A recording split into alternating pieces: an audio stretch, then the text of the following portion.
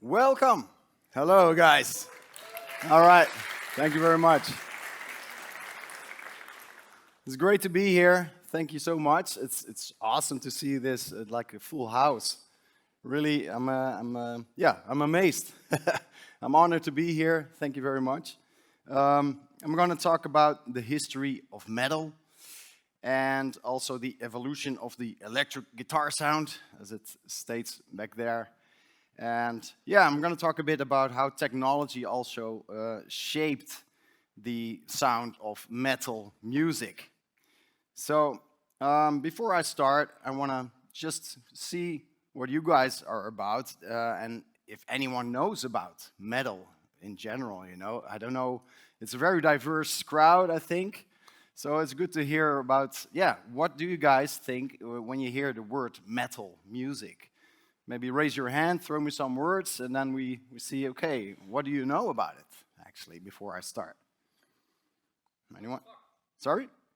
Dope as fuck. Okay. You? Many different genres, yes, that's true. Anyone else? I saw someone there. Yeah. You grew up with it? Okay. But what are the characteristics of metal? What do you think about when you think of metal? Chug. All right, yeah, well, a chug is like... Are the speakers on, by the way? Yeah, okay. That's a chug. Palm muted. I mute the guitar with my palm. That's a chug, okay. That's already an insider word. Anyone else? What do you think about? Distortion. Distortion, yes. And that's what I'm going to talk about mainly. And you back there? Very angry. Sorry?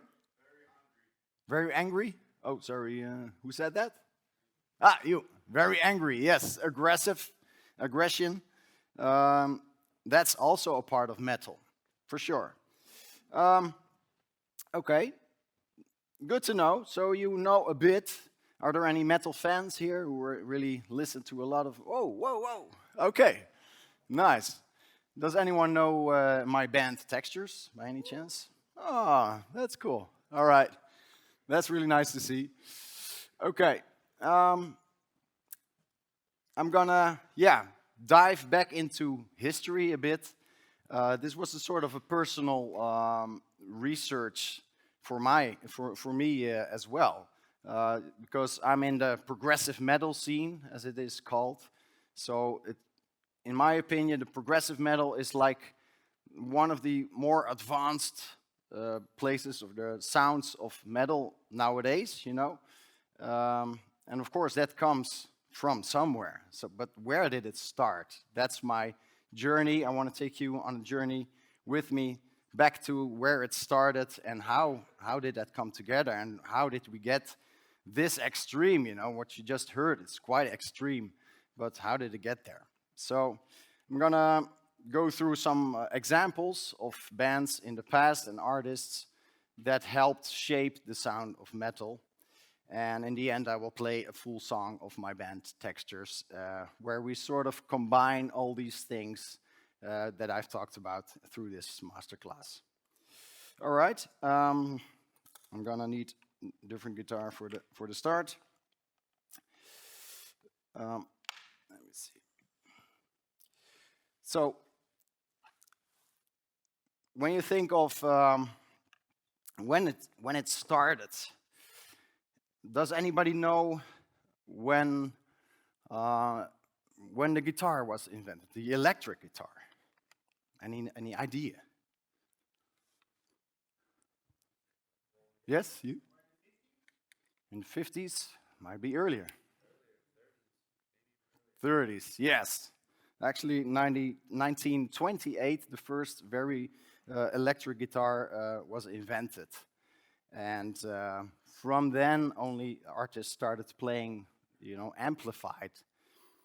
So before there, before that time was, of course, there was music and a lot of classical music, folk music, and with acoustic guitars and acoustic instruments, of course. But it's just 100 years ago, almost 100 years ago, that the electric guitar was invented. That's pretty short, actually, right? So in those 100 years, a lot has happened. And I want to show you how that evolved. So I have my amp over here. This is a digital amp. And inside that, you can have like hundreds of different amps from all over the world. They are collected over here. So I made a sort of collection of, for example, the amp around 1940, 1950, how it would sound back then. And in the end, I have how I sound right now with the most modern amp available. So you will hear the evolution of sound throughout this presentation. So 1930, electric guitar.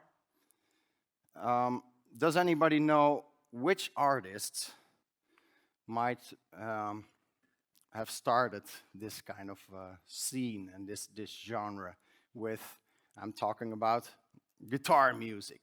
Of course, there are a lot of artists. I hear the right answer right away. Chuck Berry is one of the most rebel artists from back then. He started with electric guitar, and he had, let me see, oh wait, I have to plug it in. He started with a normal amp. Of course, back then the amps were really basic, and people really didn't know about distortion. Do you guys know what distortion is? Yes, I see some nodding. Does anybody not know what distortion is? Yeah, a few. Well, if I play a normal guitar amp, like a clean amp, you have a bit of this.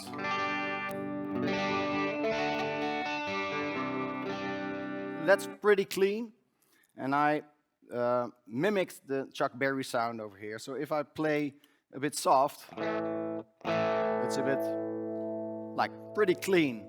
But what Chuck Berry did is, okay, I want to play loud music. He was quite a rebel. So if I hit it hard, already my guitar makes the sound louder and goes louder into the amp. Back then you had tube amps or transistor amps.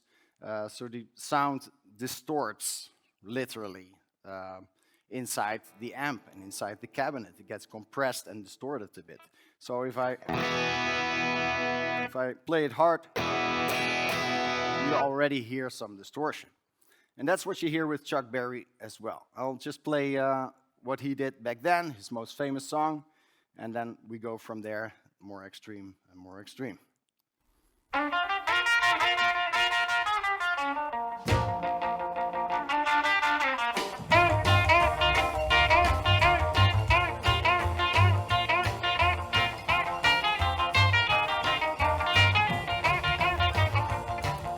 Deep down in Louisiana, close to New Orleans, way back up in the woods among the evergreens, there stood a long... So that's Chuck Berry, and you also hear in his voice, of course, that he sings loud. That was really loud for back then. But of course, there were artists that wanted to go louder than this. So the next step was, okay, how can we make this louder? There was one group that has been perceived as one of the pioneers in even more extreme sounds, and it was the Kinks. You might know them from this song. I'll play just a little part.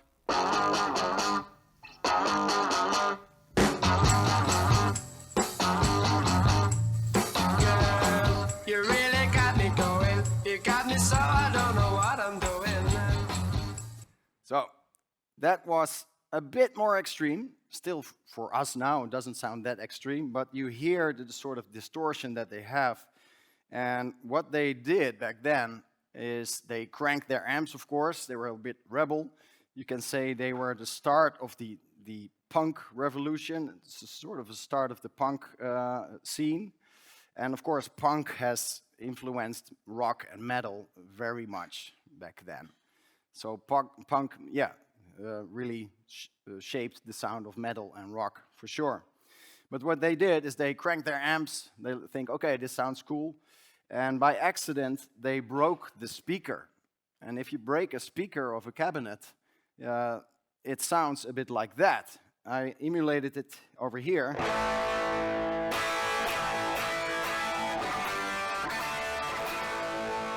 You know, it's more ugly, it's really raw compared to the 𝗃𝗶𝘀𝗶𝘁𝗶cie sound. It's more round, more warm. No, the Kings thought, okay, we want that weird sound of a broken speaker. Let's make songs with that. So that was the start of, yeah, okay, we're gonna do more with distortion. So also amp manufacturers were thinking, all right, this distortion thing sounds nice. We're gonna develop amps that have different kinds of distortion. And from there, of course, things got even worse and heavier. So that was the blues and rock roots. That's 90s and 50s, 1950s and 60s. Accidental distortion and riff building. The birth of metal became a thing a bit later, around the 70s, where bands like Black Sabbath emerged and Led Zeppelin. They had bigger amps, fuller amps, more high gain amps, and yeah, back then was also the Marshall amps that you still see around right now. You see those, they were a thing with Black Sabbath. And you already hear the difference. We've got the Marshall amp over here.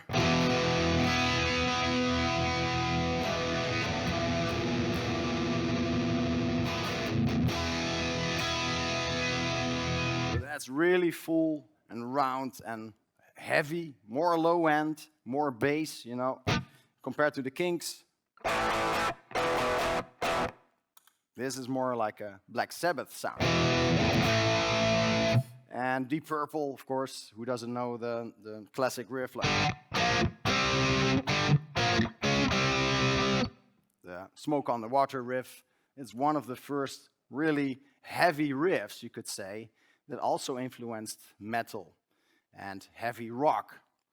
I'll play a bit of Black Sabbath, so you can see how that sounds as a band sound.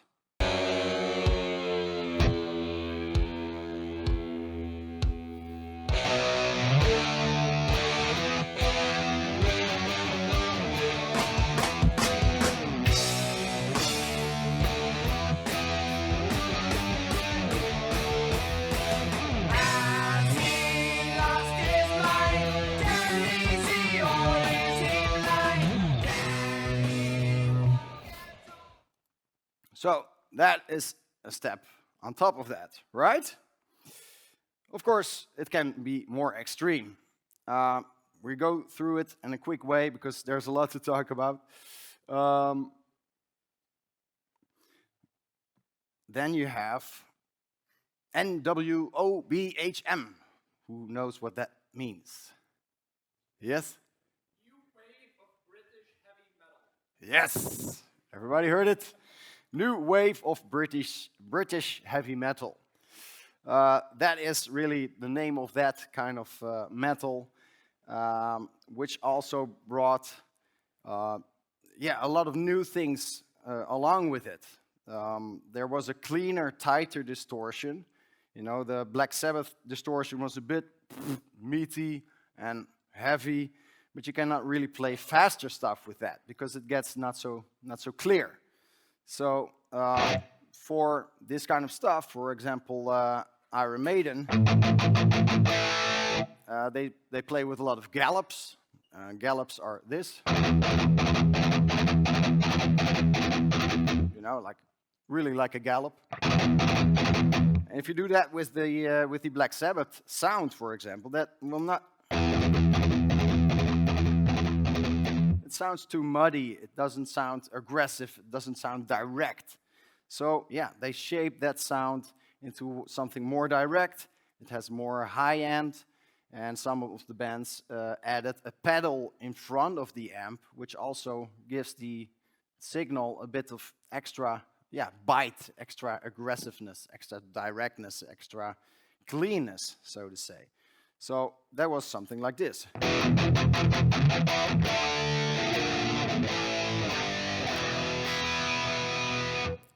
I'll play along to a part of that. Oh. And then we can see how that sounds. You'll take my life, but I'll take yours too. You fire your musket, but I'll run you through. So when you're waiting for the next attack, you better stand, there's no turning back. The fewer sounds, the charge begins. But on this battlefield, no one wins. The smell of rifles, smoke, and horses' breath. As a virgin, it's a stone death. So you hear, it really stays on top of the music. You hear the riff very clearly, and that will not sound so clear if I play with the Black Sabbath sound or the Chuck Berry sound, for example. So, okay. Of course, we want to hear where it can go some more. There was another band, sort of in the same era as Iron Maiden, that took it to an even more metal approach. Who might know which band this might be?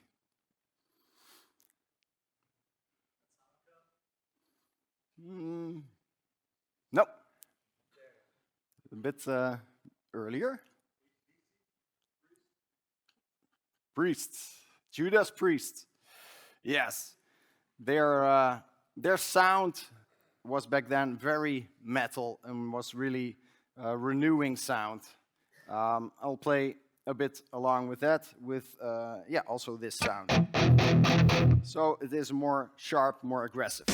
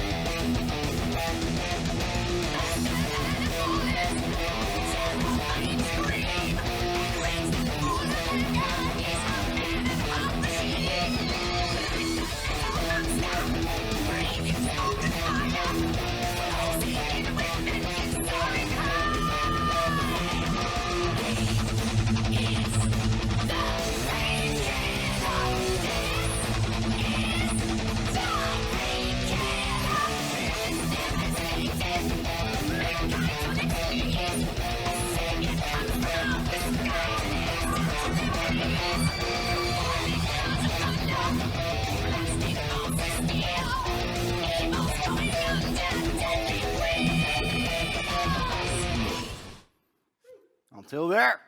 So you already hear that, okay, thank you. You already hear that, it's our faster riffs, the music evolves as well, you know. And because the amp sounds are more clear, you are able to also play more fast, you know. So, in a way, of course, music will always evolve, but because technology evolved and the amps got sounding better and better, more direct, more clear, people could do more with this kind of music. And I do think like it's still evolving right now, you know. Where we are right now, there's very extreme metal going on right now, and sometimes I think, okay, I've heard everything of extreme metal. This is too ridiculous. And then 1 month later, it's like, oh, wow, this I never heard before. It's still more extreme. They found new ways to create new sounds or shape new sounds that it sounds like something new or refreshing, at least, even with extreme music. Okay. Then, next one. We come into the thrash metal era. And thrash, who knows what thrash is? What is thrash metal? Yes?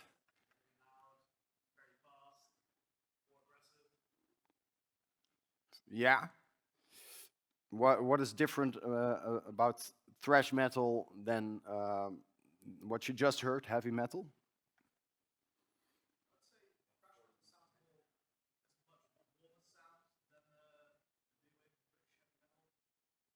Yeah. It's even more focused on aggression, I could say. More focused on palm muting. This was already fast of Judas Priest that you just heard. But thrash metal, it's more rebellious and very, focused on speed even more. I'll play one song that for me marks like the beginning of the thrash era, because it's still actually very fast to play it. Let's see.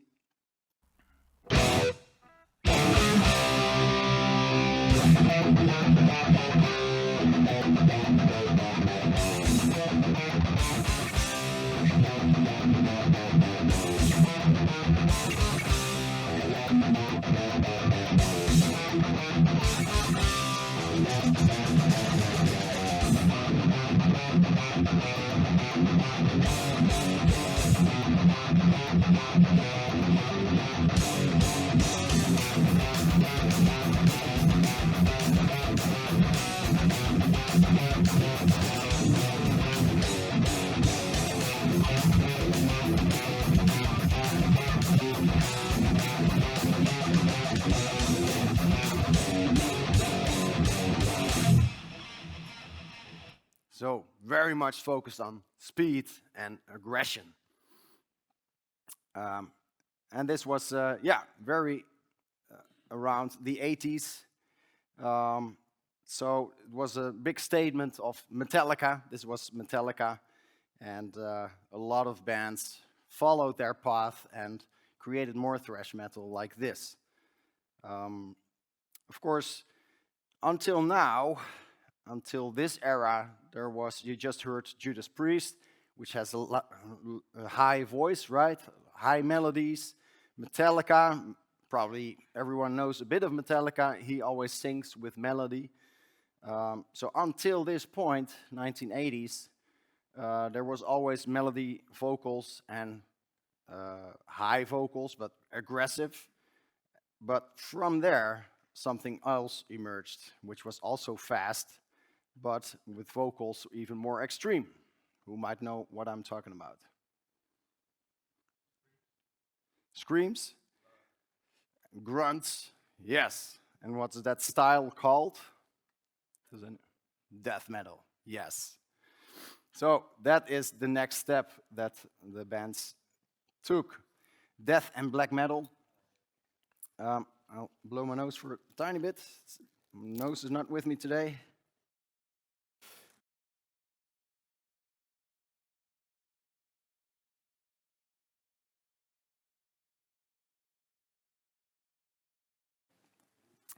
So from there, death metal emerged, which has a lot of extra extreme elements.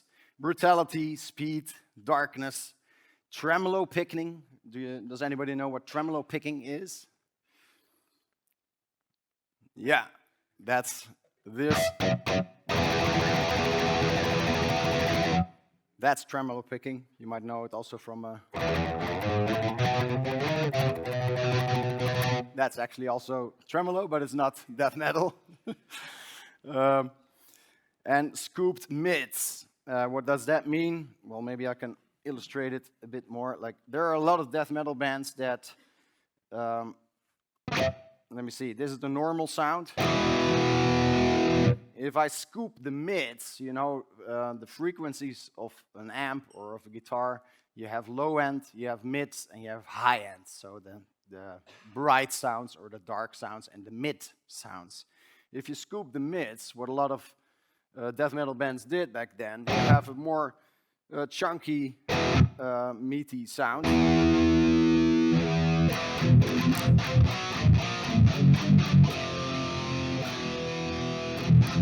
Compared to if you leave the mids in, it sounds different. It sounds more in your face, more nasal.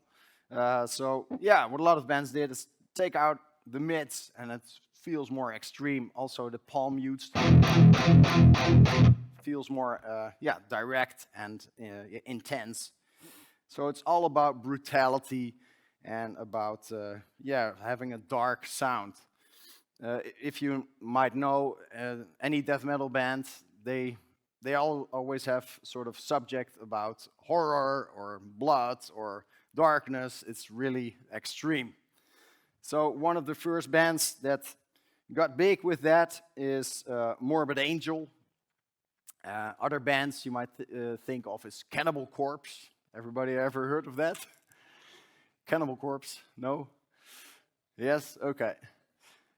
So there are a lot of extreme and dark and bloody band names out there with even more bloody album names or song titles.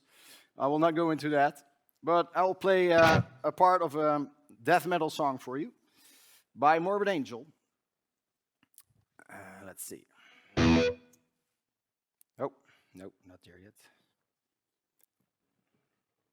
Yep. Yes.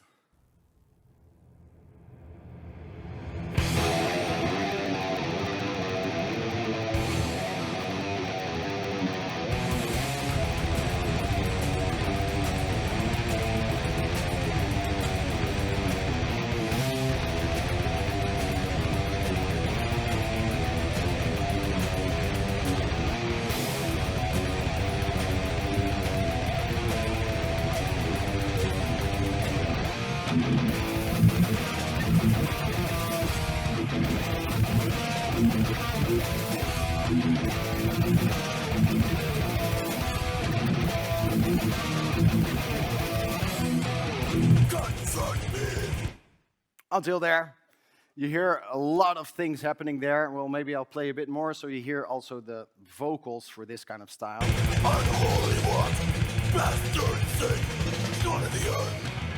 I summon thee, now poison me, death of the world, burn of my soul. So that is death metal, one of the pioneers of death metal bands in my eyes. Of course, there are a lot of death metal bands out there, but these guys were really early with it and took music to another level, I would say. So you hear also blast beats in this case, so very fast drums, double kick drums, and tremolo picking. So we really are doing a lot with the right hand, the left hand not so much in this riff. But there's so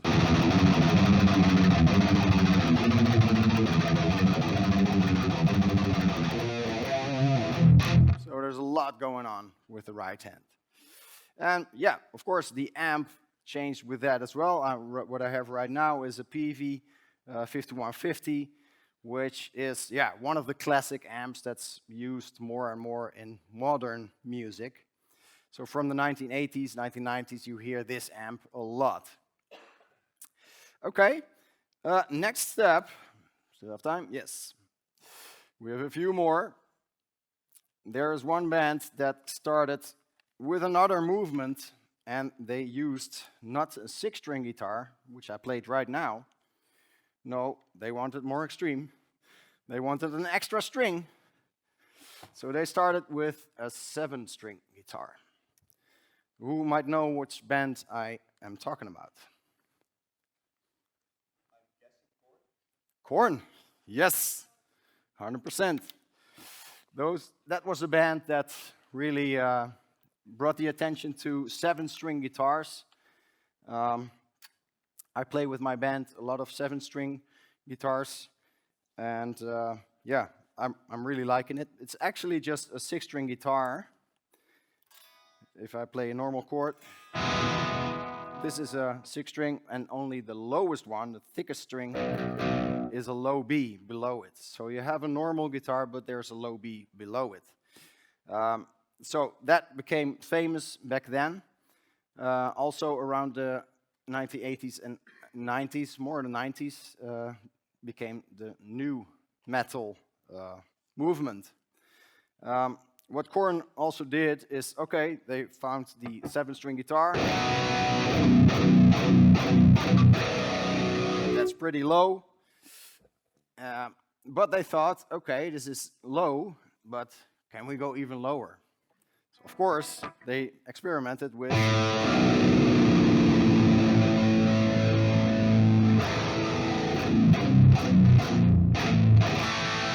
they dropped the lowest string to even lower. And to do that, yeah, of course, you have to keep in mind that your amp has to be able to make those low notes sound well. So you have to adjust your sound and shape your sound. People used more and more pedals before the amp, an EQ before your amp, so you really can shape your sound, a bit of less high end, a bit of this and mid. You can really shape it before it goes into the amp, so it all stays very clear. Yeah, I'll play a part of a Korn song, so you hear how this kind of low sound sound.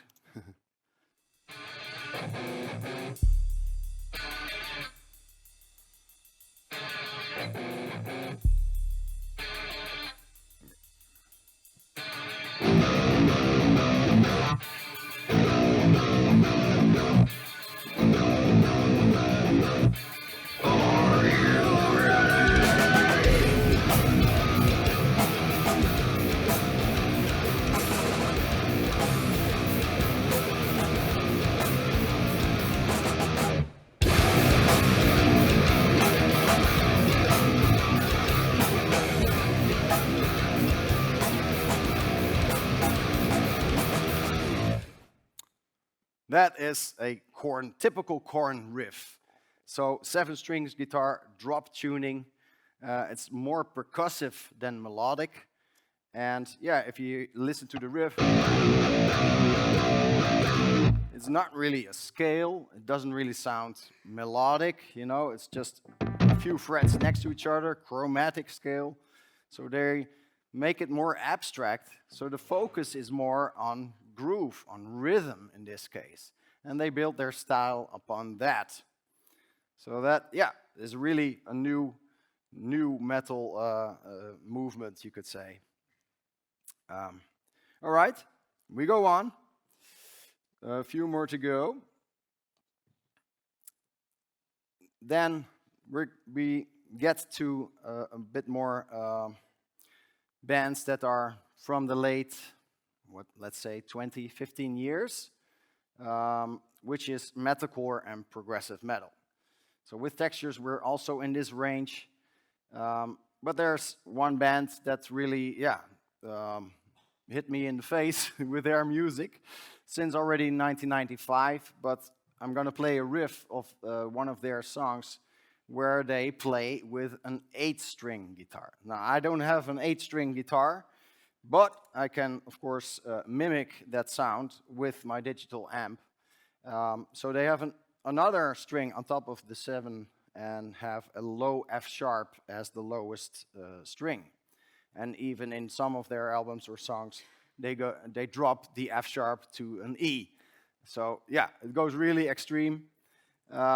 But yeah, that sounds something like this. And then, yeah, to make that sound right, you really have to shape your sound even more. So this is the 𝗵𝗍𝗃 sound that I mimicked.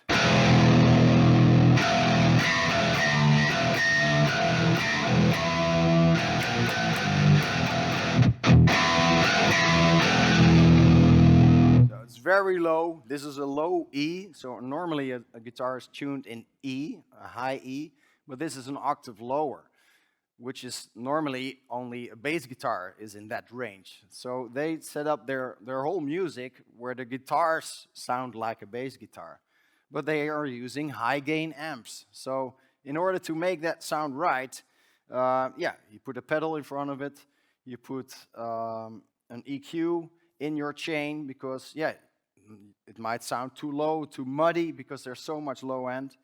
And there is especially with this kind of music, see if I can show you. 1 second. There is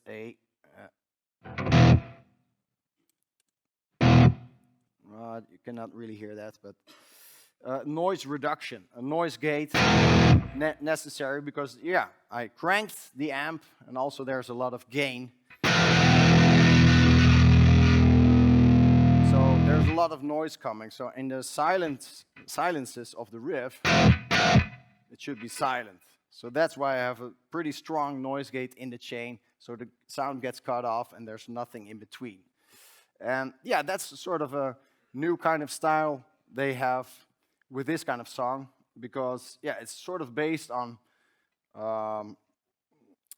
also just rhythm. It's not really a nice melody, but it's just based on rhythm and on, yeah, staccato sound. So they play a lot with silences, actually. And the total sound is more extreme than you would think, because then a bass guitar is added and heavy drums, and then it sounds, yeah, super heavy.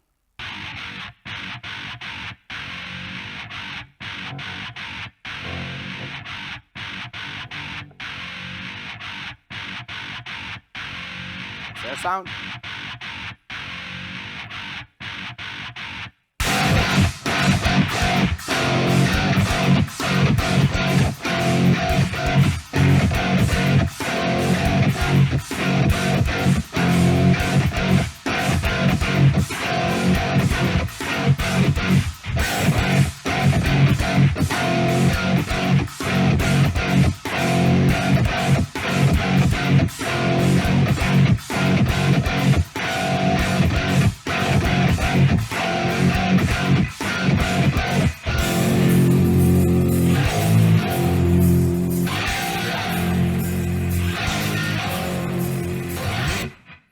So that is 𝗦𝗫𝗺𝗃. It sounds almost like a machine. It doesn't really sound human anymore.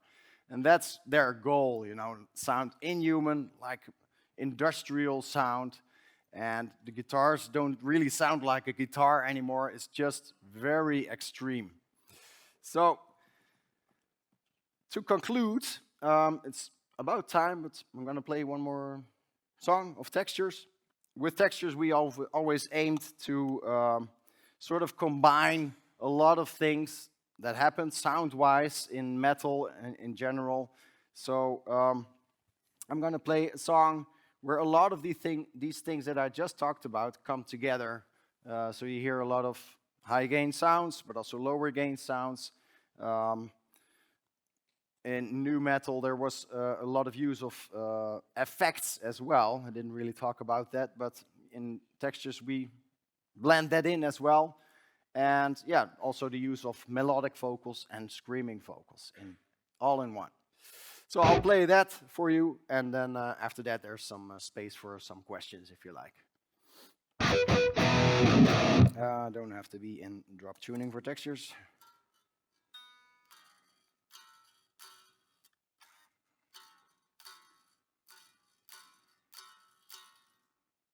Here we go.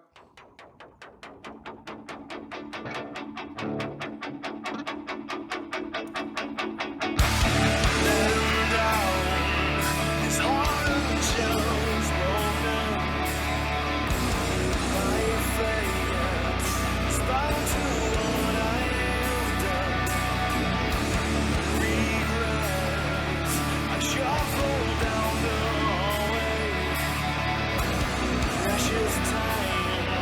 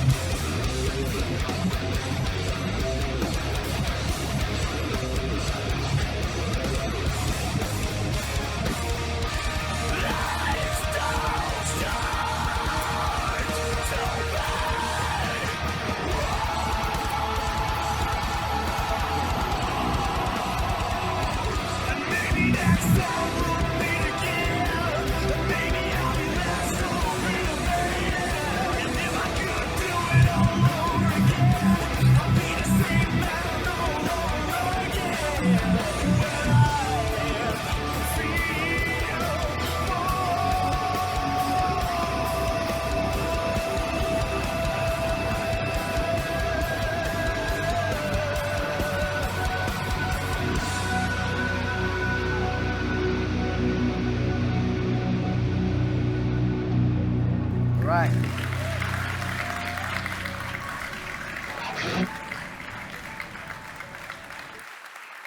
Thank you very much.